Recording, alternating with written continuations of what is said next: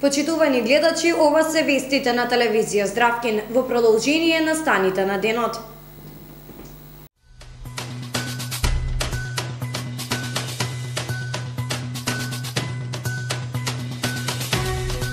Министерството за образование и наука со насоки до училиштата за начинот на оценување на учениците. СВР вела со значително намален број на казни забелешани во изминатите 24 часа. Ви го представуваме функционирањето на Центарот за стимулација, раст и развој за деца со типичен и атипичен развој СТАРС.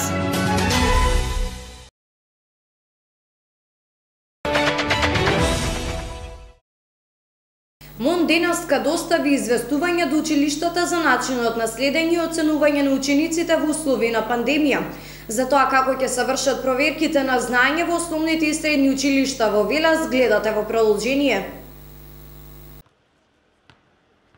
Министерството за образование и наука и Бирото за развој на образование денеска доставија известување до училиштата за начинот на следење и оценување на учениците во периодот на реализација на наставата во услови на пандемија.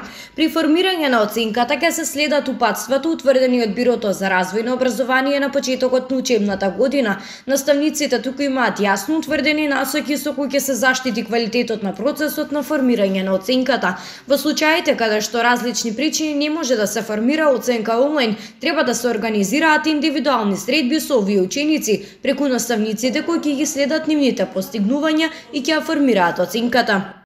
Согласно законските одредби, секој училиште треба да го води процесот на оценување и напредокот на учениците, нели, и да даде повратна информација до родителите и до ученикот. Оценувањето ќе се изведува и онлайн, значи со тестови, со наставни ливчиња и така натаму. Меѓутоа има можност и за физичко присуство при оценувањето. Неколку ученика и така натаму кои што не можат да следат наставата од далечина, значи немаат уред или пак наставникот има потешкоти во нивното оценување, значи не може да ја дефинира оценката, може да ги повика со физичко присуство. Нормално дека планиравме беа во план организација на средби во училница за следење на напредувањето на учениците. Значи, овие средби нормално дека би се реализирали согласно тај насоката од Бирото, согласно протоколите за постапување на основните училишта за реализација на воспитно-образовниот процес со физичко присуство на учениците, оние што ги имаме постоечките. Така да тие средби наставникот би ги организирал нормално за непосредно следење и контролирање на напредокот на учењето на учениците. Значи не само да биде за оценување, него тоа ќе видат и како би биле и консултативни средби. Како што известуваат директорите на средните и основните училишта во Велес, се уште со сигурност не може да се каже дали ќе се организираат проверките на знаењето со физичко присуство или пак онлайн. Сето тоа ќе зависи од стабилноста на епидемиолошката слика на ниво на градот, со оглед на тоа што наставата ова учебна година започна на 1 октомври. Препораката на Бирото за развој на образование и Државниот просветен инспекторат е првите сумарни оценки за секој ученик да бидат изведени до 20 ноември.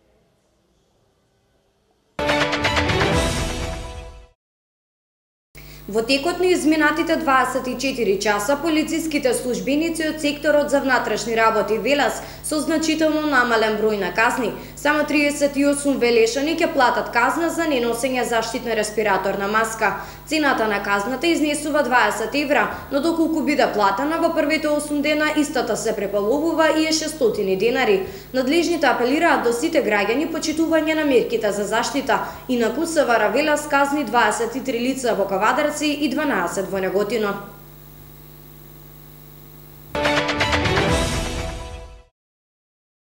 Приватниот центар за стимулација, раст и развој за деца со типичен и атипичен развој СТАРС на 1 октомври го одбележа своето успешно постоење од една година. Дефектологот Александра Јорданов и логопедот Лилјана Иванова пред нашата камера информираа за нивната работа и во услови за пандемија, но и за идните планови.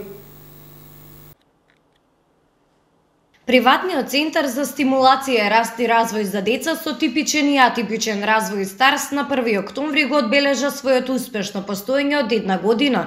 Дефектологот, воедно и собственикот на овој центар Александра Јорданов пред нашата камера раскажа за почетоците на создавањето на истиот. Започнавме многу скромно со една идеја која што ја реализиравме многу брзо, така што го добив грантот за самовработување од UNDP, Агенцијата за вработување на Република Македонија. Започнавме заедно со мојата колешка Лиле со дефектолошки и логопедски услуги, со што во текот на оваа година дојдов на идеја да се прошириме како тим и да воведеме нови иновацијски методи за работа со дечињето со атипичен и типичен развој. Часовите во овој центар од самиот старт се одвиваат индивидуално. Пандемијата од коронавирусот донесе промени и овде, при што биле принудени да го затворат истиот, но веќе од 1 јуни започнале повторно со работа. Во тој период, додека траја тие полициски часови и постигнати услови за работа, имавме обид за онлайн едукација со дечињата. Тоа беше еден проект кој што беше реализиран преку Македонското научно здружение за аутизам и УНИЦЕФ. Прилично добро одеа часовите, но сепак нели за работа со овие деца потребно е да работиме индивидуално и во 4 очи за да има многу поголем и подобар успех. Меѓу другото, таа онлайн едукација е многу контрадикторна, пред се поради тоа што ние како едукатори и терапевти се бориме оние деца да не користат таблети, телефони и смарт уреди, а сега ги седнуваме нели дечињата пред лаптоп. Логопедот во овој центар Лилјана Иванова пред нашата камера објасни како изгледа еден работен ден со децата. Бројката на деца останува иста, имаме моментално околу 30 дечиња кои идат на часови по логопед. Се се одвива исто како и претходно, освен што додадовме секој детенце на влез на час му се мери телесна температура и се прави дезинфекција на нивните рачиња, но децата носат и маски. Часот трае 45 минути, секој час го одвиваме индивидуално, односно секој детенце работи само. После секој детенце имаме пауза од 15 минути, кога што правиме дезинфекција на просторијата и на сите дидактички материјали кои користиме во текот на часот. Единствено малце како проблем ни доаѓа тоа што јас како логопед артикулативните вежби, односно вежбите за добивање на гласови како РЛ, СЗШ, ги одвиваме по маска, па мораме одреден дел од часот да му посветам на детето внимание како да му објаснам дека тоа може да се направи со носење на маска. Како што вели Иванова, детската насмевка е неважното нешто за неа, како и напредокот кој што ќе го реализира. Секој дете и само е многу среќно за својот успех и многу е исполнето кога на крај ќе му дадеме диплома. Нема нешто што може да се опише повеќе од детската радост и колку тоа ти исполнува. Инаку од страна на Фондот за иновации и технолошки развој, одобрена апликација поднесена од овој центар со која што е добиен грант од 29.000 евра. Со овие финансиски средства се набавени повеќе апарати кои што ќе олеснат работата со децата и ќе овозможат голем напредок за нивната иднина.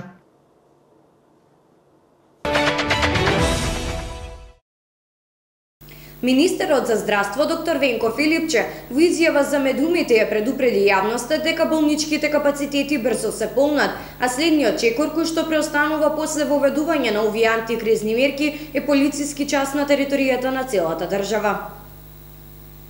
Што се однесува до капацитетите во болниците, тие продолжуваат да се пополнуваат. Се уште нема сместено, иако е целосно спремна модуларната болница до инфективната клиника, кадрот е тука спремен, интернистите кои што доаѓаат по системот на ротација и медицинските сестри исто така. В болницата 8 септември со целокупниот персонал кој што работи на оваа проблематика и интернисти и анестезиолози кои што работат заедно со инфектолозите. Меѓутоа веќе се исполни оделенијата инфективни во Струмица, понатаму Куманово, понатаму Штип, почна да се ангажираат капацитетите во болницата во Кочани. Ситуацијата е навистина сериозна. Следен чекор би бил целосно ограничување на движењето, односно полициски час. Да смогнеме сили сите, да ги почитуваме мерките, за да го избегнеме сето ова, заради тоа што ова е начинот на кој што ќе треба да се функционира во периодот кој што е пред нас, доаѓаат уште поладни есенски и зимски месеци.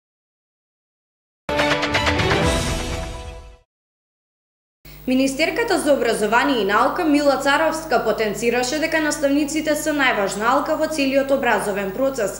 Побара од нив да бидат посветени со цел да се зачува квалитетното образование во време на пандемија од коронавирусот. Министерката за образование и наука Мила Царовска во изјава за медиумите потенцираше дека наставниците се најважна алка во образовниот процес.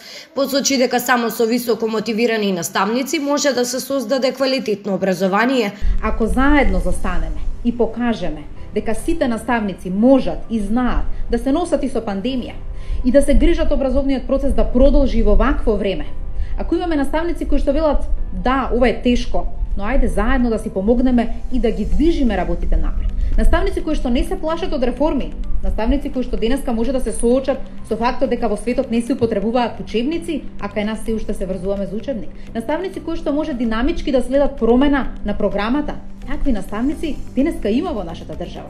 Таа побара најголемиот дел од наставниците да бидат промена со која што ќе продолжат со образовниот процес дури и во време на пандемија од коронавирус. Но работата, посветеноста, одговорноста и отвореноста кон промени носат ваква слика за наставните. Јас сум сигурна дека тоа нема да го промениме за една година, но за еден мандат од 4 години, јас сум сигурна дека вие ќе бидете највидливата професија, јас тоа лично и одговорно ви го тврдам. Инаку денеска МОНИ Бирото за развој на образование ги извести училиштата за начинот на следење и оценување на учениците во периодот на реализација на наставата во услови на пандемија.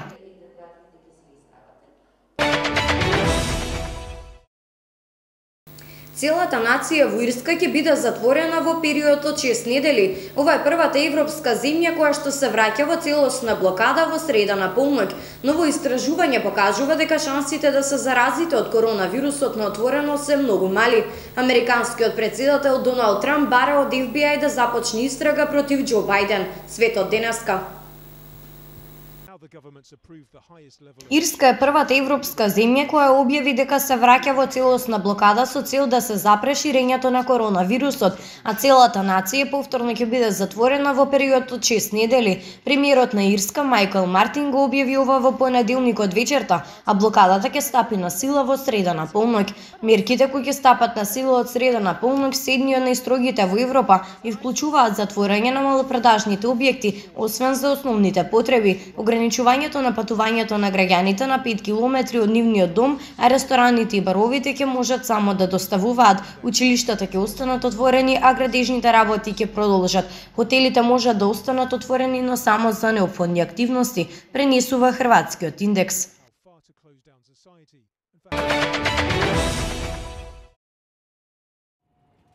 Иако скоро целиот документиран пренос на коронавирусот се случил во затворен простор, експертите велат дека е оправдано да се носи маска на отворено, иако постои мал ризик од заразување. Носењето маски на отворено првенствено се однесува на настани каде луѓето се премногу блиско еден до друг и не може да држат растојание, каде долго се зборува за пример на политички митинзи или забави на отворено.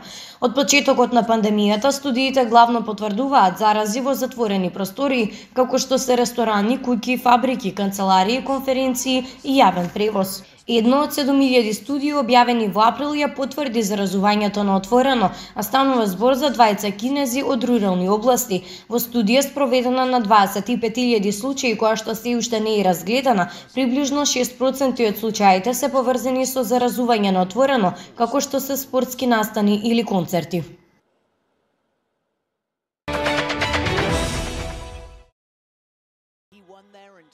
Председателот на САД Доналд Трамп истакна дека Федералното биро за истраги треба да испита обвинувања за поврзаност на Џо Бајден, председателскиот кандидат на демократите со украинската енергетска компанија Буризма, пренесува агенција на Долија.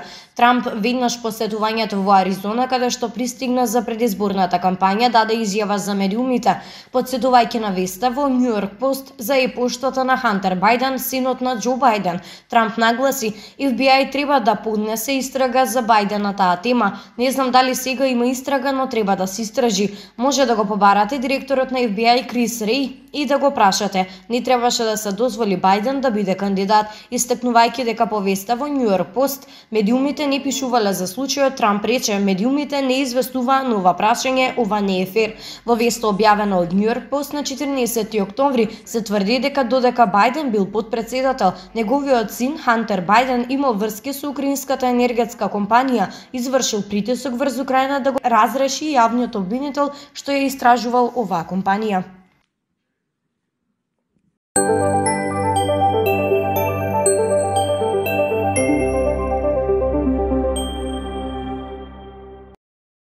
За крајот на овие вести ви информираме за временската прогноза. Денес ке имаме сончево време, температурите се движат од 3 до 17 степен, додека во текот на утрешниот ден повторно не очекува сонце. Температурите ќе се движат во интервал од 2 до 19 степени Целзиусови.